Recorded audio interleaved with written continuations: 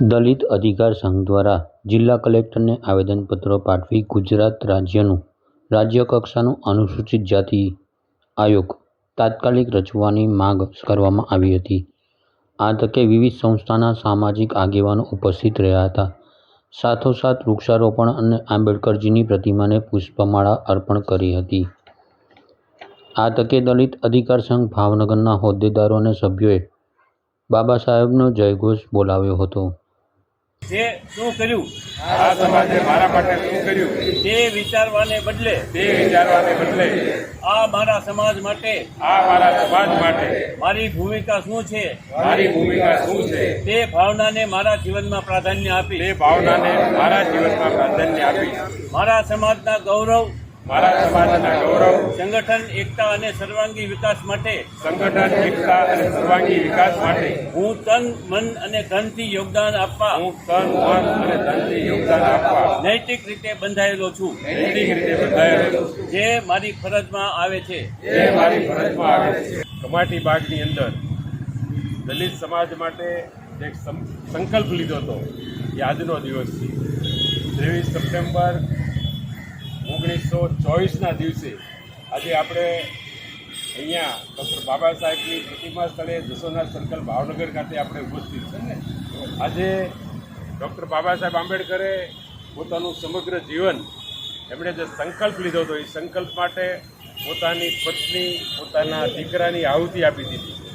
ત્યારે આપણા સમગ્ર સમાજની ફરજ થઈ પડે છે કે ડૉક્ટર બાબા સાહેબે આંબેડકરે જે રાહ ચીંધ્યો છે દલિતોના હક અને અધિકારો માટે, આ દલિતોના હક અને અધિકારો માટે આપણે સૌ આગળ વધીએ। મહત્ત્વની બાબત એ છે કે ડૉક્ટર બાબા સાહેબ આંબેડકરે સંગઠનની વાત કરી હતી, શિક્ષણની વાત કરી હતી, પણ આજે સમગ્ર દેશની અંદર અને એમાં ખાસ કરીને ગુજરાતની અંદર આપણો જે અનુસૂચિત જાતિ સમાજ છે એ દુઃખ સાથે આપણે કહેવું પડે કે પેટા જ્ઞાતિના વાડાની અંદર એટલો બધો વહેંચાઈ ગયો છે। આપણે બધા તો ડૉક્ટર બાબા સાહેબ આંબેડકરના સંતાન છીએ અને ફકીરભાઈ વાઘેલાએ જેમણે સમગ્ર જીવન દલિત સમાજના હક અને અધિકારની લડાઈ માટે આપી હતી, એમના આપણે સૌ સંતાનો છીએ। ત્યારે ડૉક્ટર બાબા સાહેબ આંબેડકરને આ સંકલ્પ દિવસે યાદ કરી અને બાબા સાહેબની જે રાહ છે એ રાહ આપણે સૌ ચાલીએ અને સમાજમાં જે કાંઈ શિક્ષણનું કામ હોય, સમાજનું કામ હોય, સૌ સાથે મળીને કરીએ।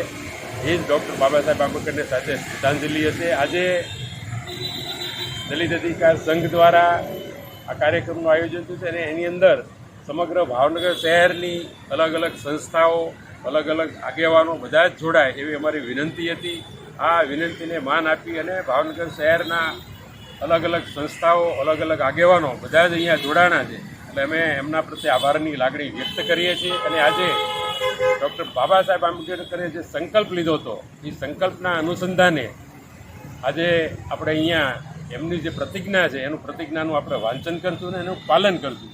બીજી વાત આપણે ત્યાં કહેવાના જ છીએ, પણ બીજી વાત સમગ્ર ભારત દેશની અંદર અનુસૂચિત જાતિના હક અને અધિકારોની અંદર ડૉક્ટર બાબા સાહેબ આંબેડકરે જે બંધારણ ઘડ્યું છે તો બંધારણની કલમ 338 હેઠળ સમગ્ર દેશની અંદર national commission four schedule caste એટલે અનુસૂચિત જાતિ આયોગ, આખા દેશની અંદર અનુસૂચિત જાતિ આયોગ છે કે દલિતોના હક અને અધિકારો માટેની જે કાંઈ રજૂઆત હોય, જે કંઈ કામ હોય એ અનુસૂચિત જાતિ આયોગ કાર્યરત છે। આપણી એવી માંગણી છે ભાવનગર શહેરમાં કે સમગ્ર ગુજરાતની અંદર ભાવનગર શહેર આ પ્રથમ છે।